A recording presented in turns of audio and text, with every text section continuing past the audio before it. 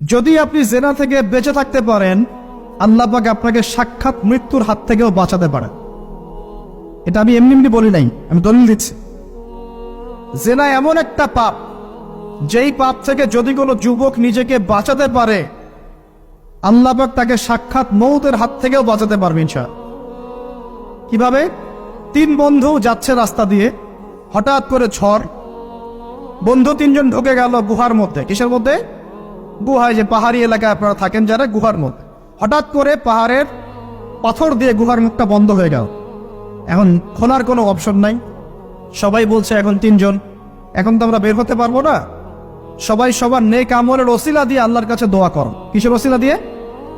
নেক আমলের ওসিলা দিয়ে দোয়া করতে হয়। যে হাদিস, এই ছেলে বলছে, যুবক ছেলে, আল্লাহ আমার একজন চাচাতো বোন ছিল। কে ছিল? এই যে বয়ফ্রেন্ড গার্লফ্রেন্ড, খালাতো বোন, চাচাতো বোন। এখন তো বিচ্ছিরি অবস্থা। এখন এমন একটা অবস্থা, পশ্চিমা সভ্যতার রিপোর্টগুলো পড়ে দেখি, ভাইও বোনের সাথে জেনা করে। ওদের ওখানে নিজের আপন পিতার দ্বারাও মেয়ে সেক্সুয়াল হ্যারাসমেন্টের শিকার হয়। ওরা আমাদেরকে শেখায় এখন ভালো কোনটা মন্দ কোন। আর আমরা আমাদের মাথাটা কবে যে বিক্রি করে দিলাম, ওদের কাছ থেকে ভালো মন্দ শিখতে হচ্ছে। কোরআন সুন্নাহ বাদ দিয়ে ওদের কাছ থেকে ভালো মন্দ শিখতে হচ্ছে। তো চাচাতো বোনকে সে খুব ভালোবাসতো, তাকে সে পেতে চাইতো, মানে তার সাথে সেক্সুয়াল সম্পর্ক করতে চাই, সোজা কথা বল।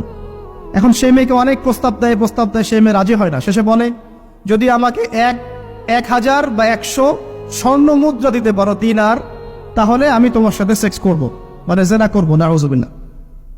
তো সেই ছেলে অনেক কষ্ট করে এই টাকাগুলো বা এই দিনারগুলো অর্জন করে, কামাই করে, দিন রাত পরিশ্রম করে, ঠিক আপনারা যেমন করছেন না।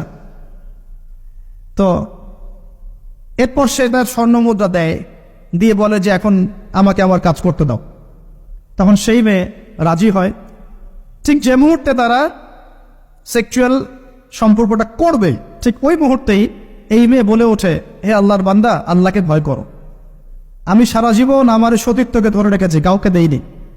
আমি কারোর সাথে এরকম অন্যায় করি নাই। আমি খারাপ মেয়ে নই। তুমি আমার ইজ্জতটা নষ্ট করো না। কে বলছে কথা? মেয়ে। ওই অবস্থা থেকে কি একটা ছেলের উঠে আসা সম্ভব? এটা কি এতটাই সহজ? এটা কিন্তু সহজ না। সত্যি কথা বলতে এই বিষয়টা কিন্তু এতটাও সহজ না। যারা অবিবাহিত তারা হয়তো বুঝতে পারবে না, বিবাহিতরা বুঝতে পারছে। তো ওই অবস্থা থেকে সেই টাকাগুলো না নিয়ে সেই স্বর্ণমুদ্রা মেয়েকে দিয়ে ওখান থেকে সেই ছেলে উঠে আসে আল্লাহর ভয়ে। সে এখন গুহার মধ্যে আটকা পড়েছে, আল্লাহকে বলছে, আল্লাহ, ওই দিন ওই কাজ যদি তোমার সন্তুষ্টির জন্য করে থাকি, আজকে আমাকে মৃত্যুর হাত থেকে বাঁচাও। সমস্ত পাথর তপ তপ করে সরে গেল গুহার থেকে।